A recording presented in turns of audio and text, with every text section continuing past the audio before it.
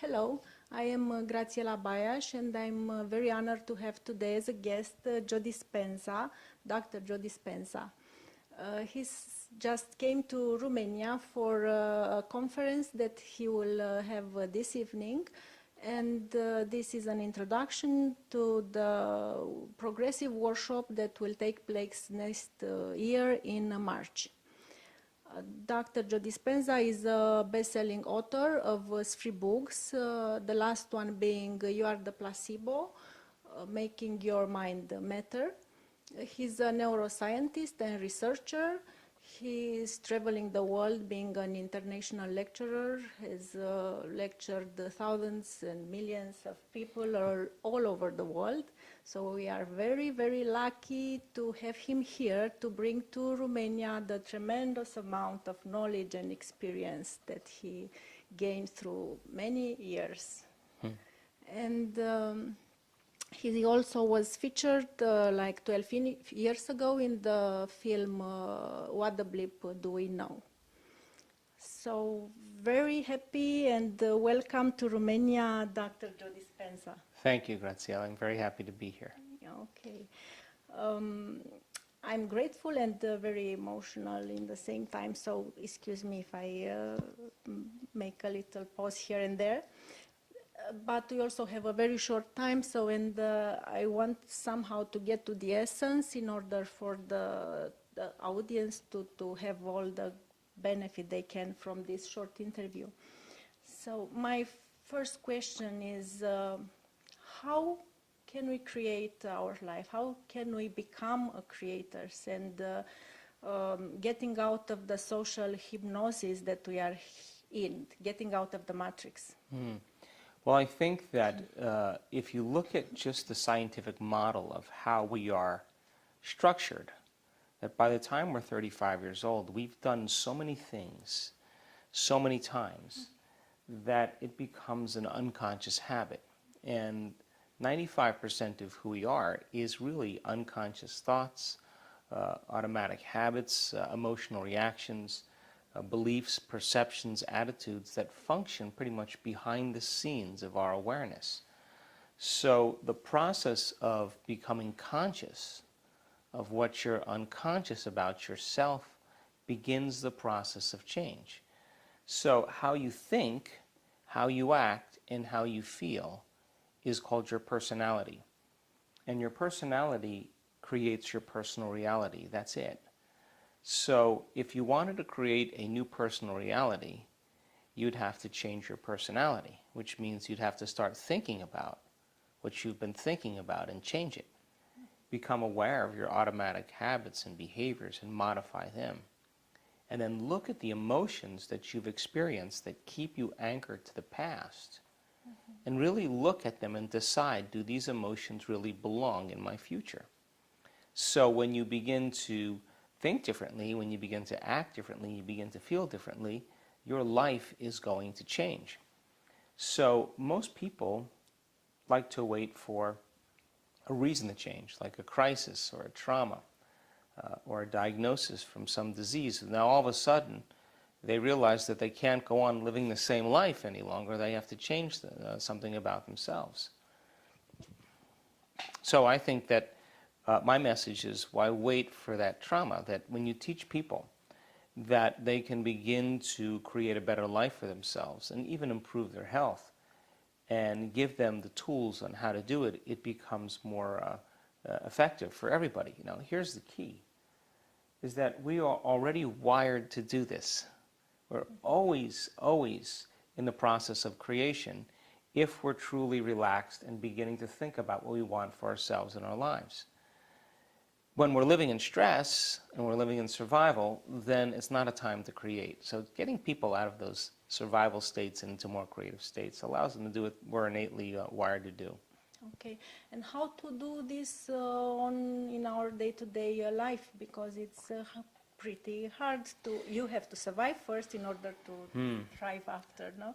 So this is, as I heard in one of your videos, is like the greatest challenge, the biggest challenge of our, the biggest test of our society these days, to do this shift of state of mind in order to be able to do this. Yeah, well, I can tell you from traveling around the world now and doing this for many, many years that many, many people are actually doing it very well. And it's a skill. Just like anything you do over and over again, you get better at it. And in the beginning, it's difficult because we always come up against some aspect of ourselves in order for us to move into a new life. So the hardest part about all of this is really making time to do it. That's it. And many, many people spend the majority of their life waking up every morning and running through a series of routine behaviors, seeing the same people that push the same emotional buttons, doing the things at work that they know that they can do so well, thinking the same thoughts, living by the same emotions all day long. And as a result of it, if you're thinking the same thoughts, making the same choices, demonstrating the same behaviors, creating the same experiences, and living by the same emotions every single day, your inner world is going to be a complete match with your outer world. In other words, your biology is going to be in a tango, in a dance with your outer world, and nothing will change. So then, if you keep thinking and acting and feeling the same way, you condition your body to become the mind. So then, if you're waking up every morning and you're running through a series of routine behaviors that you did yesterday, then your body's already programmed into a predictable future based on what you did in the past. So we use the model of meditation.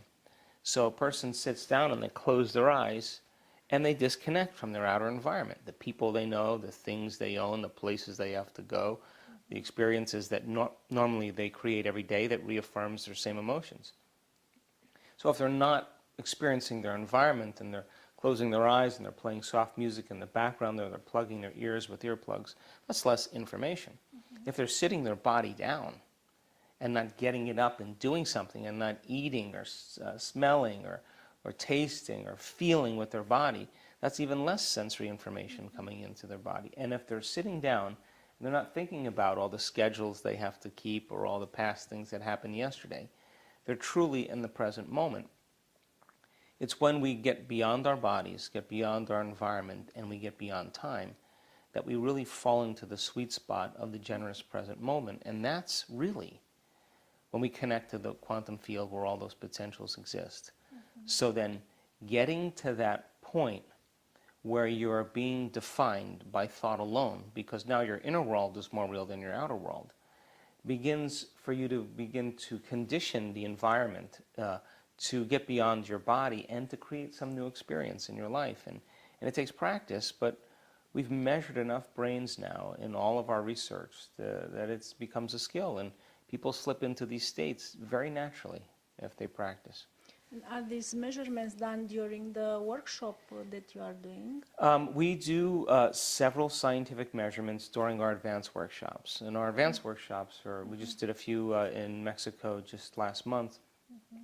And it's an opportunity for people to retreat from their lives for 5 days and really deepen their understanding of the work and really create, when they walk out of there, create a different life for themselves. And so we do the measurements right in our advanced workshops. We measure brain waves, we do brain scans, we do heart rate variability, we measure epigenetic changes in urine, we measure neurotransmitters, we measure cortisol levels, we measure the energy of the room, energy around people's bodies. We measure as much as we can because we want to demystify the process. And what about the higher potential of energy that is when it's a group of people doing this kind of meditation instead of you doing alone in your house? Well, it always, we have a community of 500 or 700 or 1,000 people in a room. It's not just the energy that they bring, it's the type of energy they bring. So when you combine a clear intention, which is a function of the brain, and an elevated emotion, which is a function of the heart, it tends to create a more broadened electromagnetic signature that surrounds people's bodies. Now, the type of energy that's created is very rhythmic, it's very coherent, it's very orderly, it's synchronized. And it's like dropping pebbles in water. They become very, very rhythmic. That energy carries an intent, a thought. And so if I'm sitting next to you, or there's 1,000 people or 500 or 700 people in a room, and everybody's energy is becoming coherent, the moment those two energy fields interact, they interfere. When they come together, they are going to create a bigger amplitude, a bigger wave. That bigger wave is a higher energy. And we've measured this over and over again in our advanced workshops. And we've made scientific history because the energy that at the end of the event is way higher than the energy when we start. Now, what does that mean? That's available energy for people to heal. That's available energy for people to create a new life for themselves. That's available energy for them to have a mystical experience, and on and on. So there is power in community, but it has to be the combination of that clear intention with an elevated emotion, because the majority of our time when we're living in stress, we're actually drawing from the field. So the energy of the room will go down. So how do you teach people, instead of taking from the field, to give to the field? And we know that when you get a community of people together, and they're all wearing heart rate monitors, which is a function of the autonomic nervous system, if 50 people are sitting in the front of the room wearing heart rate monitors, and everybody else in the room is creating a clear intention with an elevated motion, that all those people wearing the heart rate monitors, that their lives be enriched. That 90% of them, all their hearts go into coherence at the exact same time. In other words, they're being influenced by that energetic field, and we are bound by that field. And the emotion that binds us is love. It's the glue that keeps us forming community.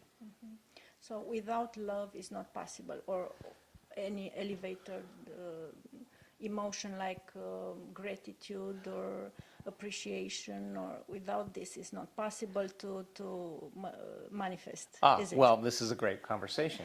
It is. It is. It'll just take you longer. This is not good news. It'll take you longer. So the more elevated the motion, the higher the frequency. The higher the frequency, the shorter amount of time it takes to manifest in a person's life. The more they're living in competition and struggle and suffering and guilt, it's a slower vibration of energy. So it's still producing a field, but the energetic field is slower, which means they're going to take more time in their life to create it. It may take 20 years, it may take 50 years. Okay. But an elevated emotion tends to collapse time. And space. Yeah. Okay. And how about to surrender to this? If you get to that point where magic can happen, and then you have resistance, and you move out, you get out, you don't let yourself in. So then what? Well, we know that from looking at enough scientific research in studying people in the process, that I can tell you that you are at your absolute best when you get beyond yourself. And there is a moment where we can predict when that's going to happen to a person. So the resistance that typically takes place with a person is that they're afraid of the unknown. They'd rather hold on to their suffering. They'd rather hold on to their insecurity. They'd rather hold on to their bad habits than take a chance and possibility, because the body is not comfortable in the unknown. That's why we feel uncomfortable when we change. But that place where you feel uncomfortable, that unknown, that void, that is the perfect place. In the last month, people do supernatural things. Like?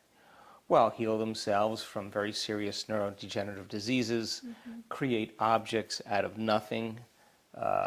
Just like, for instance, like this, you can create like this objects. Healing, I heard, I read a lot about it, but about just creating like this material, it is possible? I wouldn't be saying it if it wasn't. Yeah. So our advanced students are working diligently in understanding the science behind how that's possible, and then at the same time, giving them the opportunity to do it. And we've had many people actually dimensionalize an object. Now, it doesn't appear right in front of them when they finish, but it appears in a very short amount of time by the time the event is over. And the objects that they choose are not objects that are common. They're somewhat uncommon. So, yeah, and much, much more. So this is very nice. So we can do this. I've witnessed it many, many times and experienced it myself also. And what about healing at the distance? It is possible. Can we all do this if we train our mind to do it? Well, let me just answer that in two ways, okay? And the first way I want to answer it is that we've made scientific history in the last 4 years, over and over again. And the cool thing about it is that the people were just common people like you and I. That's point number one. Point number two is that we use science as the model, the language, to demystify the mystical. And that when you start talking about religion or culture or tradition, you divide an audience. So we use the scientific model to help people understand by combining quantum physics with neuroscience and epigenetics and everything else, but in an easy way, a really simple way. So then once they understand it, we put them into the experience. And once they see Graziella stand up and say, I just had this amazing experience, the next person sitting next to you is going to say, well, she looks a lot like me. She's not a monk or a nun or a minister or an academic or a scholar or a famous person. She just looks just like me. And so we're breaking through that barrier now. And the beauty behind it is that anybody can do it. So anybody can do it. We can heal ourselves, and we also can heal through intention the other. I just witnessed it in Seattle this past weekend. Our advanced students were working on healing others, and a woman with a very serious neurodegenerative disease who had difficulty walking, who had difficulty speaking, who had difficulty thinking, had a very, very significant change in her health. She was never touched, ever touched during the process. And she was in front of an audience of just about 500 people. And on the stage, I walked on the stage and she was standing up and sitting down, standing up and sitting down, standing up and sitting. I had no idea what was going on. She was so happy because she hadn't been able to stand up on her own for the last 4 years. Amazing. Yeah. And so I'm personally mystified when I witnessed this. And so when we asked the person who did the healing on her to stand up, it would never fit into your definition of what a spiritual person should look like. She's a woman in her 60s, just, average person, but she connected. And when you connect and it moves through you, the beauty behind it is that we break down our beliefs and our conditioned states that have us think that spirituality should be a certain way. Once we start breaking those down, then we're free. Okay. So in this context, what do you think will be the future of medicine? Oh, I think medicine is really amazing for acute care. I think when you break your arm or you have appendicitis or something goes wrong in an acute way, I think medicine is a great thing for acute care. When you start moving further and further into chronic care requires a lifestyle change, which means you got to start making different choices. You got to start paying attention to your emotional states. You got to start taking care of your physical body. You got to start looking at your chemical states. And the beauty behind that is that people are beginning to wake up with the understanding that they can be a participant in their own health. And we tell people, look, if you're treating for cancer or you're treating for diabetes or you're treating for MS, continue your treatment. But let's add this element to see if we can quicken the process. And let's take measurements. Every 3 months, let's take a measurement. Let's see what your body looks like. Let's measure your blood. We'll do a radiographic study. Let's measure something.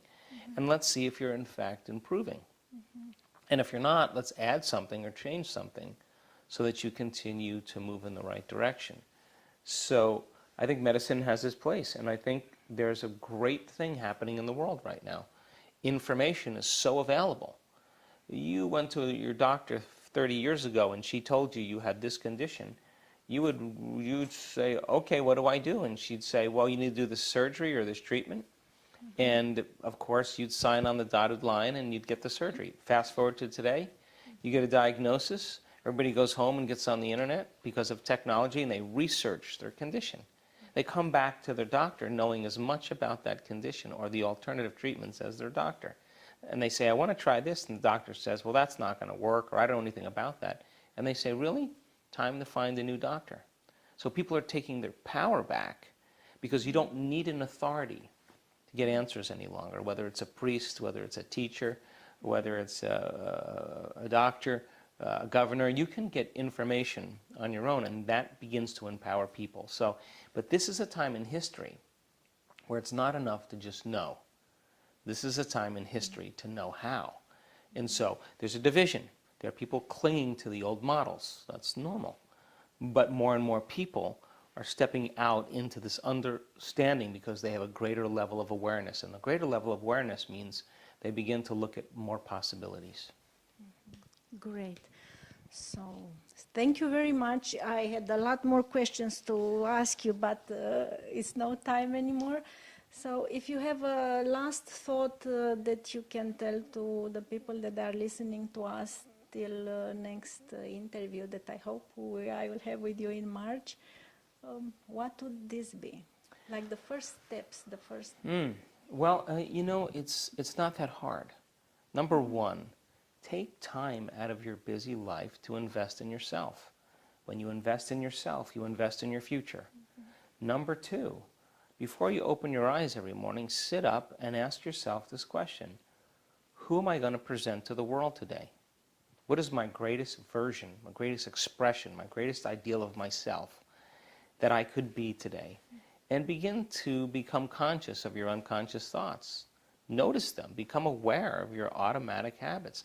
Look at the emotions that you live by every single day.